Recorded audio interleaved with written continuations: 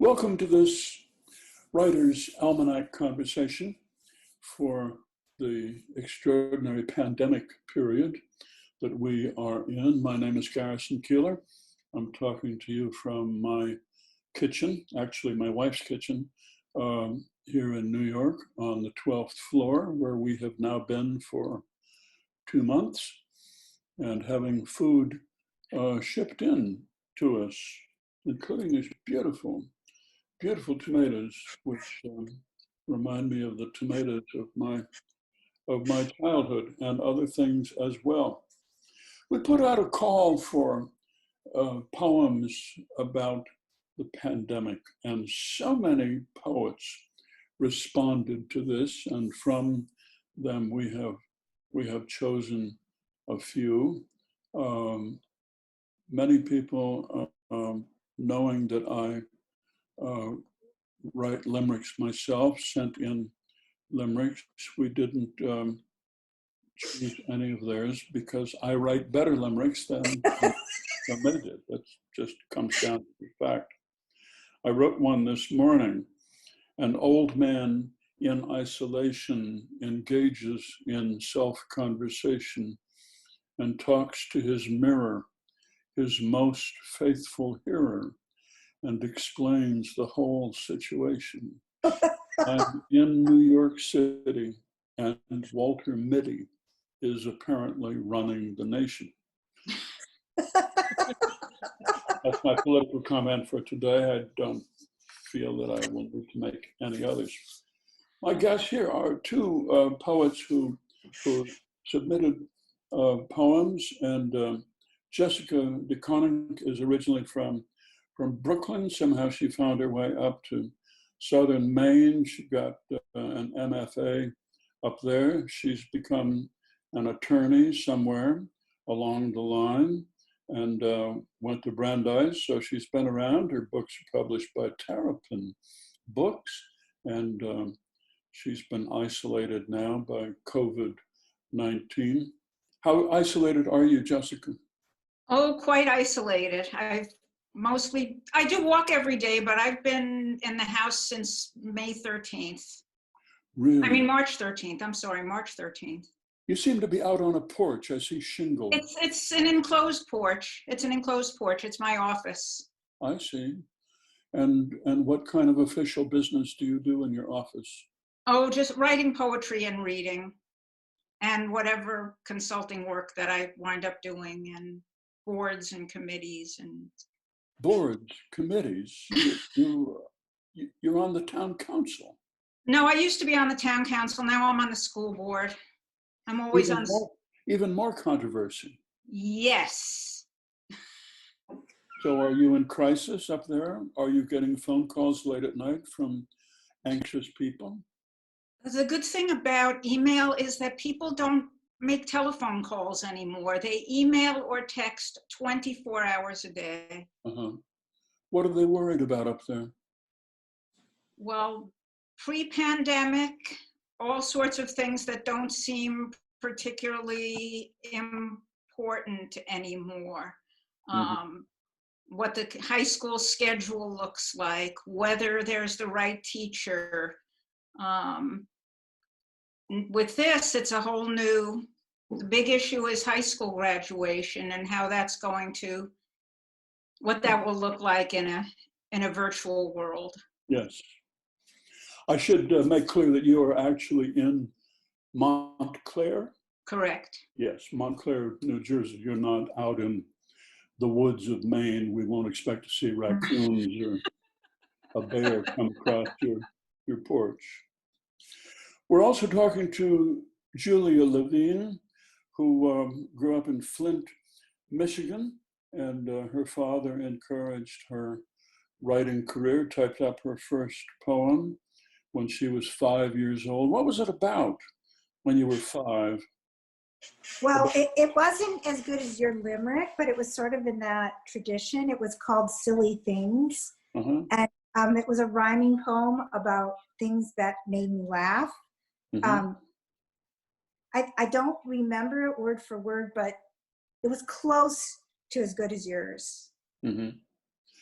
You're talking to us from Davis, California. You Yes. got your PhD in clinical psychology at Berkeley, Yes. and you must have been one of the few doctors of clinical psychology to also get an MFA in poetry. Did you feel odd in that class? Yes, actually, my whole life I have felt odd because Okay. this is like, I think of my career as a psychologist as sort of my day job, Mm-hmm. and writing is my real job. But, you know, it's hard to make a living as a poet. There's not a huge amount of money in it. So, yeah, so it worked out okay. Uh-huh. So you're teaching psychology, or are No, you? no. No. No, I was and still am a clinical psychologist. I work mostly with children Mm-hmm. and families, and so I've had a private practice or worked in institutions or agencies for my whole life. I mean, I'm close to thinking about retiring, hopefully someday. Mm-hmm. I would But yeah, warn against that, Gillian, but you know, why is that? we would need to talk. I'm not here to counsel you. That's your line of work. But so that must be awkward sometimes for you to be in the practice of clinical psychology and to have so much amazing material presented to you which you cannot use ethically. Well, you'd be surprised how you can find your way around that. Oh my. There's lots of ways to find around it, but also I have to say, when the few times I've written something about a patient and it felt too close to the truth, I've actually asked their permission, and Mm-hmm. I was really, really scared the first time I did it, but I was sort of amazed at the response because the person felt so seen. Mm-hmm. And was actually pretty excited about it. Mm-hmm. So, I mean, I'm not suggesting that I did that very often, but you would be surprised. There's also ways, you know, poetry is fiction. So you can change all kinds of things and make things into a fictional story pretty easily in a poem. Poetry is fiction.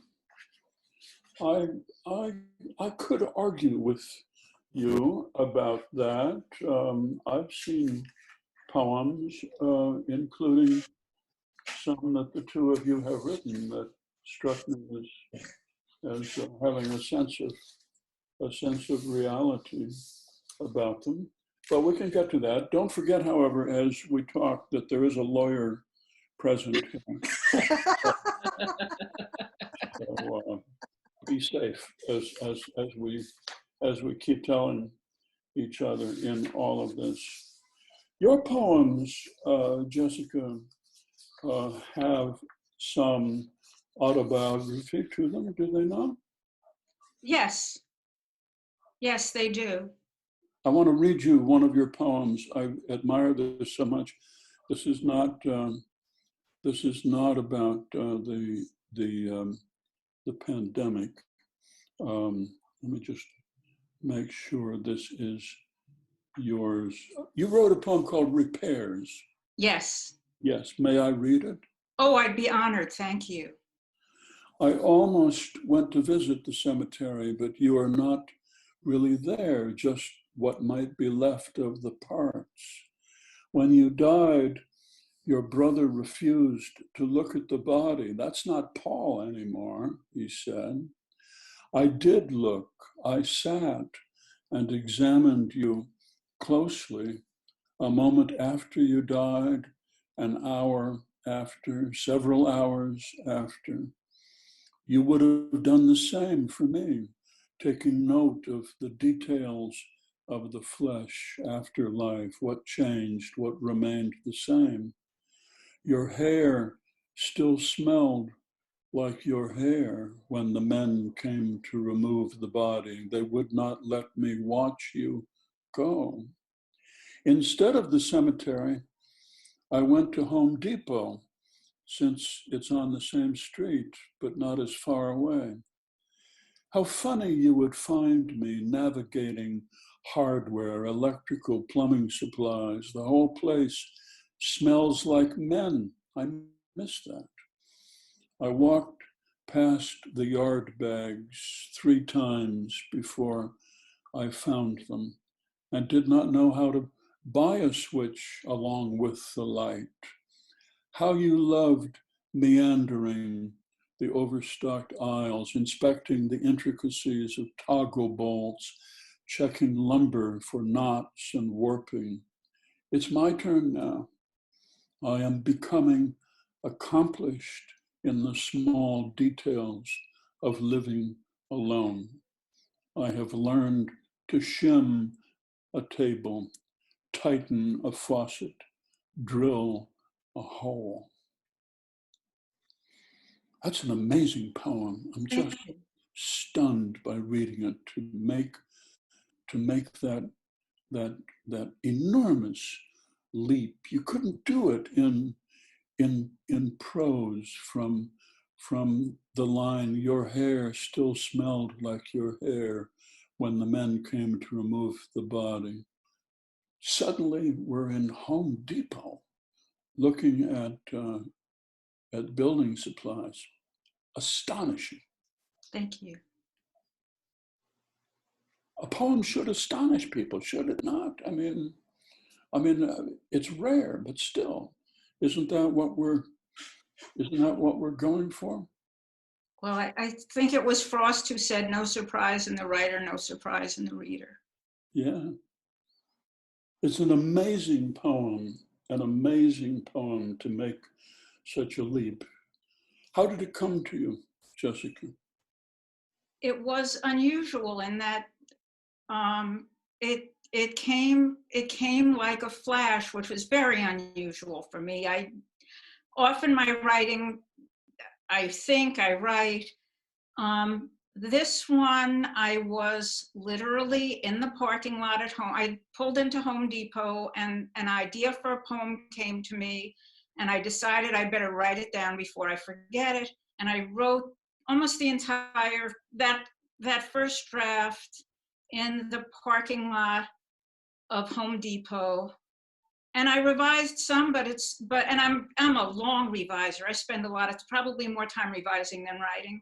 But that poem, I think that's when they talk about inspiration, that poem just came from someplace. Mm-hmm. And I felt like I was just the vehicle for it. Mm-hmm. As a writer of prose, I ask, how do you know it's a poem? How do you know it's not a memoir?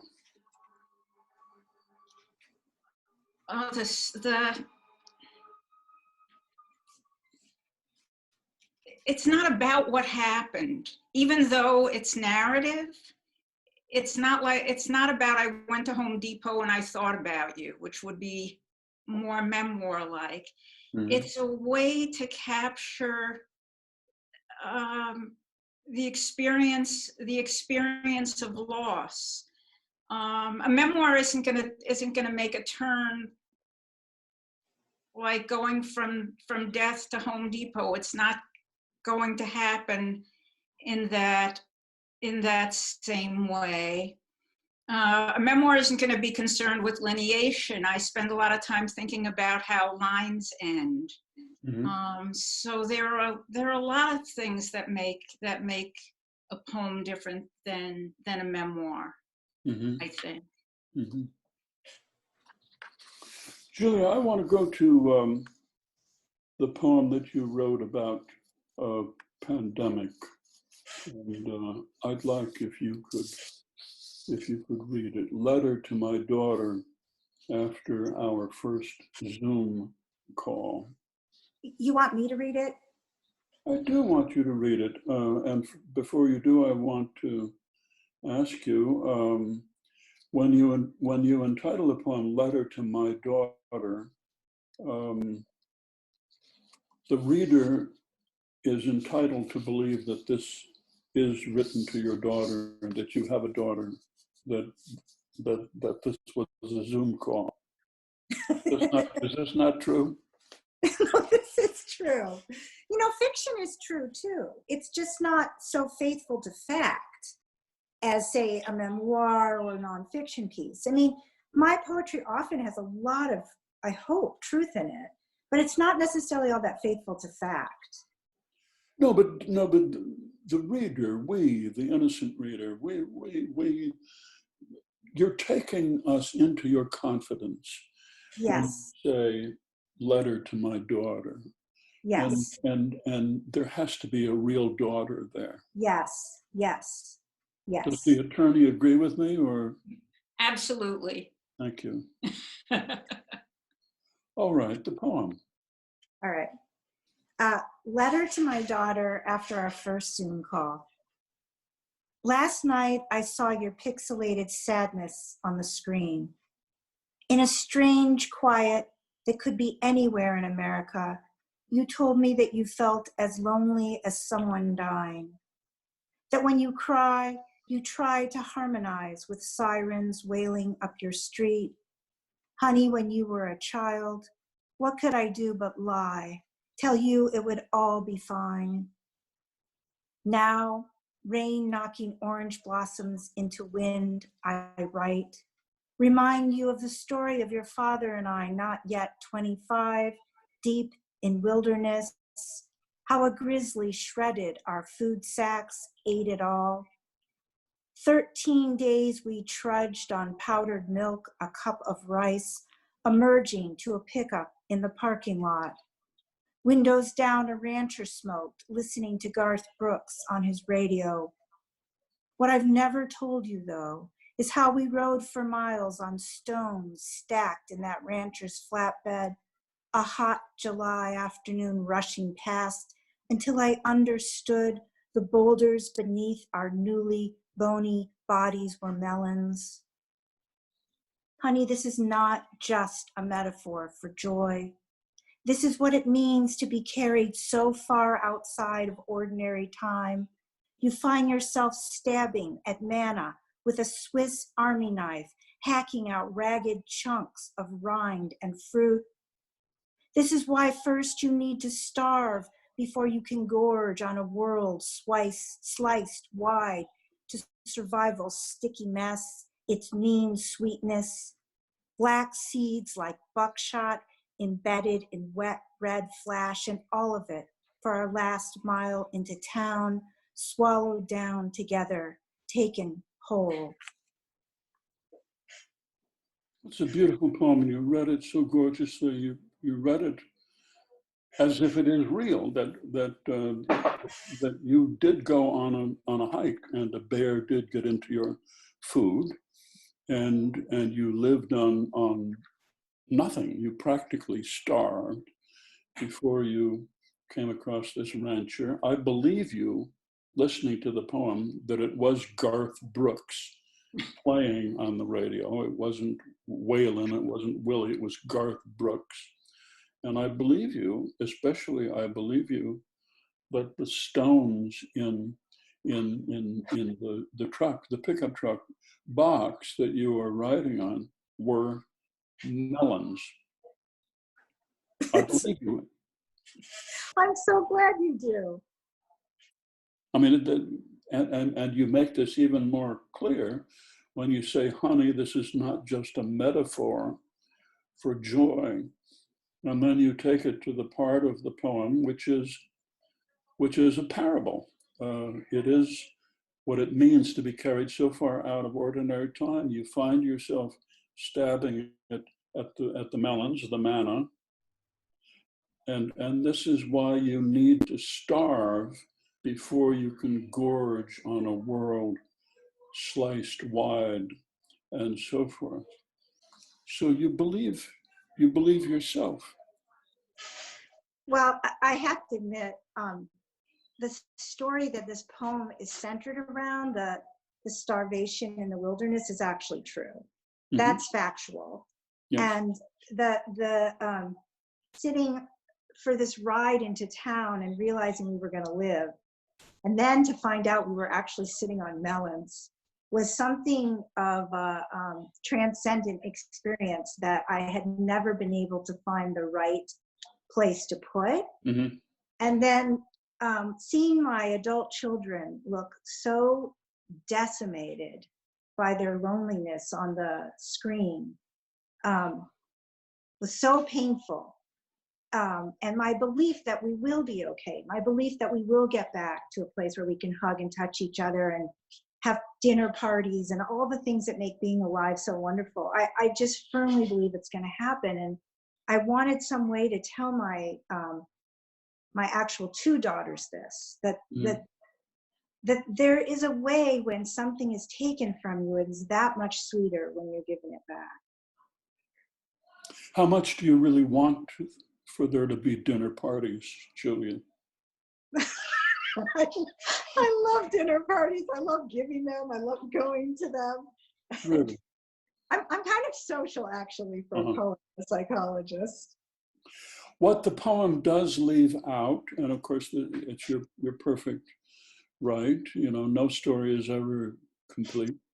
What the story does leave out is what your daughter said to you after you told her about the pickup truck, the melons, and that you don't appreciate this life until you come close to starvation.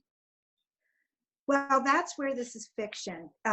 My kids are not particularly poetic, and they're very proud of me, but they don't really understand what's going on in my work. And so I never did say this to her. This is what I wish I could say to her. Oh, I see. Okay. All right. That seems to me quite fair, quite fair. It would make me nervous if my mother were a poet and also a clinical psychologist. Yeah, it's kind of a deadly combination, isn't it? Yeah, it's a powerful combination. I grew up in a family of 6 children. I was the middle child, and my parents were much too busy. And I felt independent and unobserved at about the age of 10 or 11. And your children must still feel that somewhere Mother, the poet, is keeping tabs on them. No? Is that unfair? I'm thinking about writing a poem about you and your family. I would love for you to do that. I would say my childhood feels much closer to yours, and yeah. I'd never thought about what a burden that must be for my kids. I mean, yeah, that's a really good point. Don't think too hard about it. That's probably why they don't live with me. Don't think too hard about it. Okay. Jessica, I'd like you to read your pandemic poem. This is for you to read and me to listen to. Certainly. Virtual Seder. Instead of brisket, a chicken. Instead of a whole one, the thighs and the legs. Instead of a shank bone, a ruby beet. Instead of apples, cranberries. Instead of spring asparagus, frozen Brussels sprouts. Skip the gefilte fish, too many courses. Instead of honey cake, instead of teglach, instead of macaroons. Instead of Passover, it will still be Passover. Instead of guests, there will be screens. Instead of hugs, there will be talking. Use the good china. Set the table just for one. Pour an extra glass of wine for Elijah. And as always, the prophet will not come. That's a gorgeous poem. Thank you. So you and Julia agree then that it'll be good again after all of this, and so you meet for Passover, looking at your family on a little screen. It's still Passover.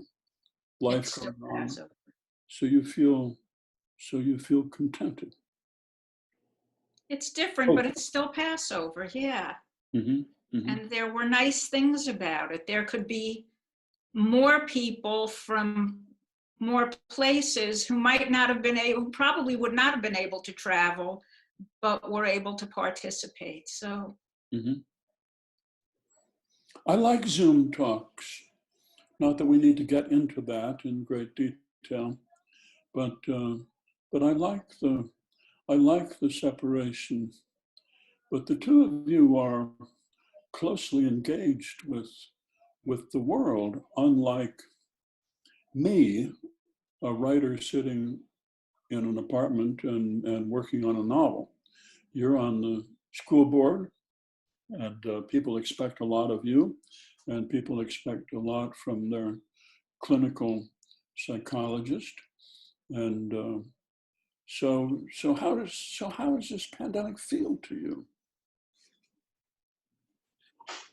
Pretty awful. It's more than not knowing what's going to happen next, and the daily inconveniences. But I'm old enough to know that bad things happen, and after 9/11, it looked as if things were not going to get back to whatever normal was. And they did. I mean, maybe normal changed, but it did come back. So even now, the Governor Murphy is opening the beaches. And I don't know what that'll look like, but it makes things seem more like summer. After 9/11, however, people rushed to get together with other people. And in New York, New Yorkers, there was a night when people stood by their apartment houses and they all sang America the Beautiful, and my country 'tis of thee, and God bless America. People, New Yorkers, in a spirit of rebellion after 9/11, went straight to their closest restaurant, and many of them ate outdoors, sitting on the street, and there was still dust in the air and paper floating. This is entirely different. This is invisible, and even when it's over, it's not over. It will go on for a long time.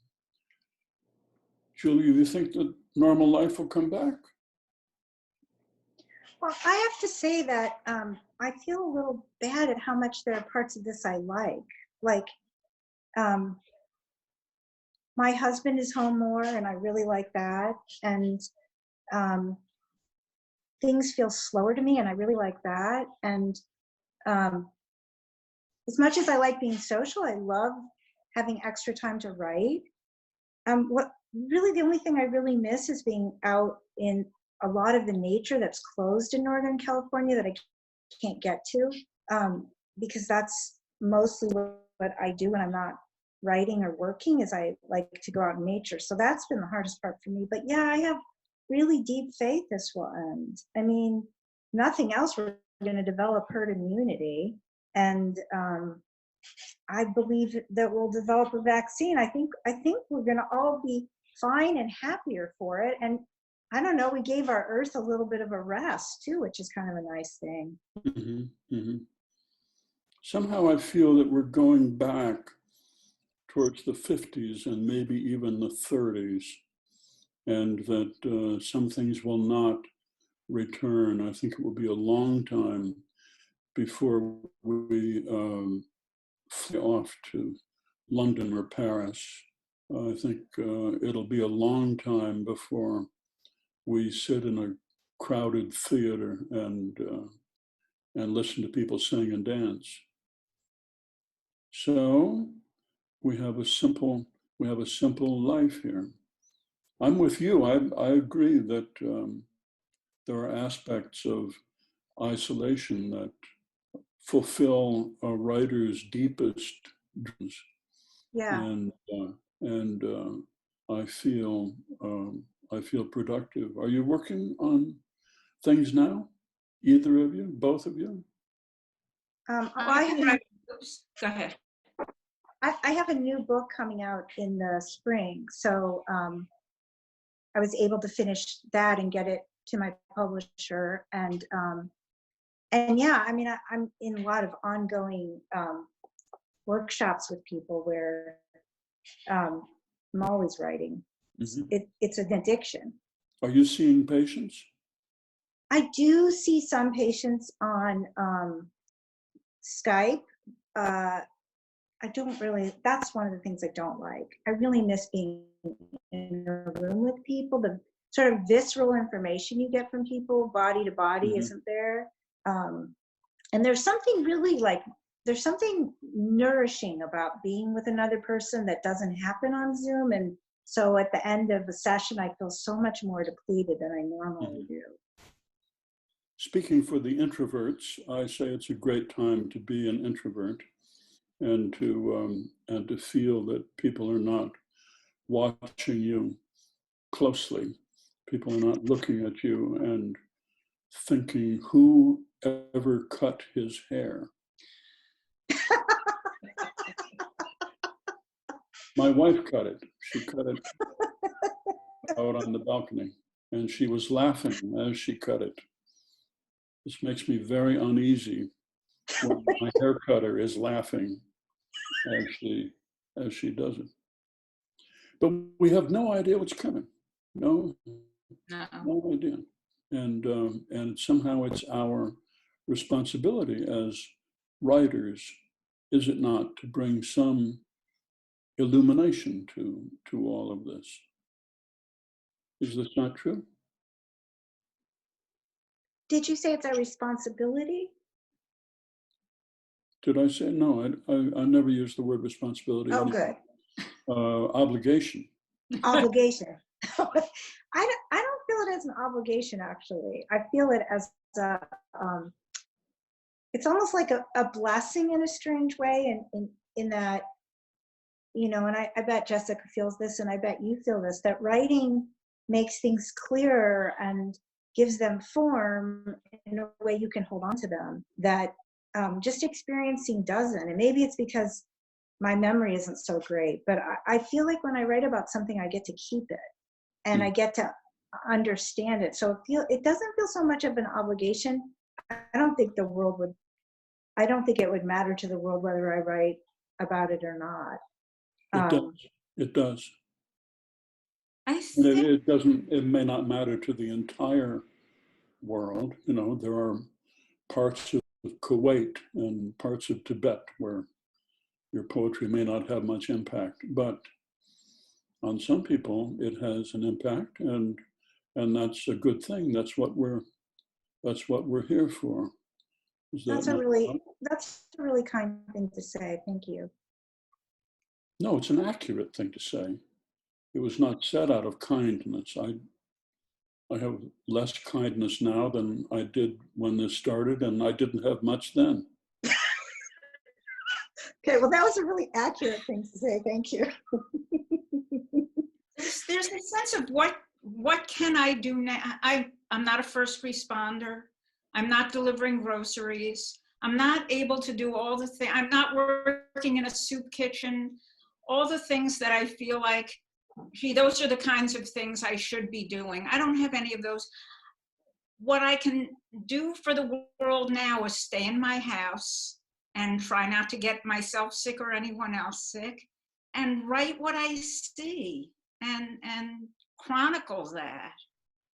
Both as a way to remember, both for the sake of memory and also to figure out what's going on. I find that writing is the only way I can figure out what it is that I think or what it is that I know. Otherwise, and it's a mystery to me. Even as I'm writing, I don't always know what I think. And then when it's done, at some point, I'll go back and say, oh, that's what that's about. Let me ask you another question, and then I want to read a poem of Julia's and close off. When I aspired to be a poet, that was many, many years ago, and I'm glad that I lost the aspiration. But when I aspired to be a poet, Um, the poet looked inward. The poet wrote about his, her, their, our individual lives, wrote most likely about one's pain and feeling of not belonging in the world. Now, with a pandemic upon us, a worldwide pandemic, people dying left and right, stories of young people in good physical condition struck by this terrible disease, with all of this unemployment and suffering, unjust, all of it. How can we write about our own lives? Doesn't this pandemic diminish our individual troubles to nothing?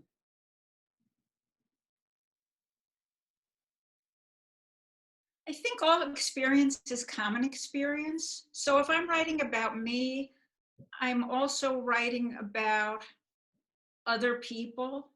I mean, I'm aware that I'm writing in a context of privilege and that I'm not out of work and I don't have small kids at home who I'm trying to watch while I'm working at the same time, and lots of other things, lots of other, that I'm basically lucky in my life.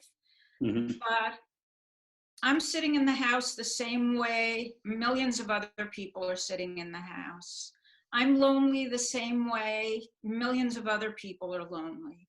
And so if I'm writing about my experience, just as when I read another poet, it resonates for me if I feel like, oh, I get that. That may not have happened to me, but it feels like it might have. And I think that that's, as poets, that's what we're doing, trying to share a common experience. Yeah, I think what Jessica said, she said it so well, but I also think there's a yes and a no to your question. I think, yes, it's really painful to think of the whole world and the suffering that's there and the inequity and the injustice and not feel on some level like you should be a witness. You know, I feel that really strongly. On the other hand,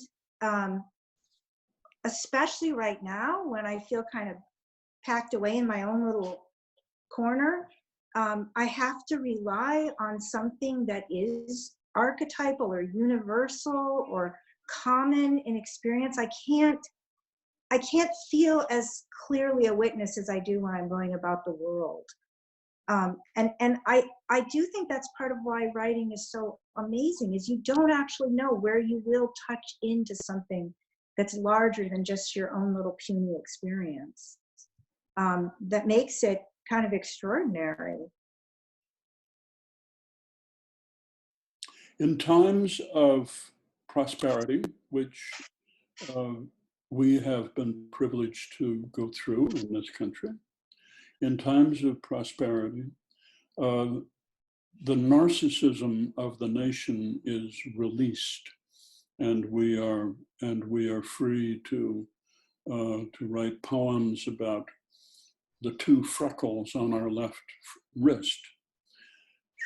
But when society is in danger, narcissism is no longer decent. And that's why I feel that there was great art produced in the 30s and in the 40s. And my hope is that the pandemic will lead to the same in our time. What's left of my time? Both of you are young, and so you have a long way to go. Do you agree with that? Not that I'm young, but I think what you said was awesome. Well, I didn't intend it to be awesome, but I hope that your poems are the advent of the great art that is yet to come. Symphony orchestras may have a hard time surviving. The opera, the ballet, the theater even, who knows? Poetry, however, poetry. You do not, each of you, have a development director, do you? No, you don't. You do not have a staff. You do not have a vice president for media.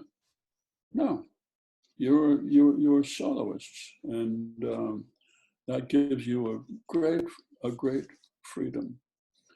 I want to read this poem by Gillian Levine from a wonderful book called Ordinary Psalms.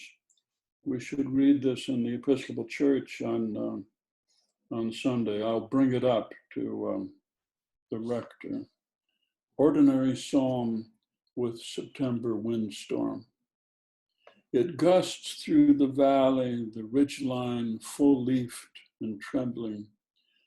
As for want and more and never enough, the blue cables of our dead tie us into forever. My father there playing Chopin, your mother in the garden staking peppers. They have met and shyly danced together, amazed at how gracefully the soul twirls without its bones.